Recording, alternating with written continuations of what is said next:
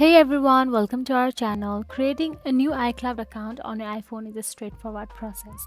So, here is the latest method to create an iCloud account on an iPhone. Let's get started.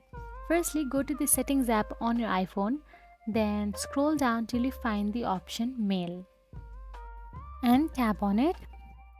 Now, inside the mail, you will get to see the Add Accounts or Accounts option available there. Simply tap on it.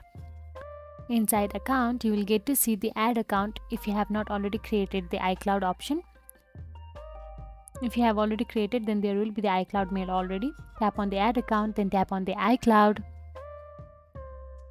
And after you tap on the iCloud, all you have to do is tap on the create a new Apple ID option available there if you don't have already, or log into the existing account.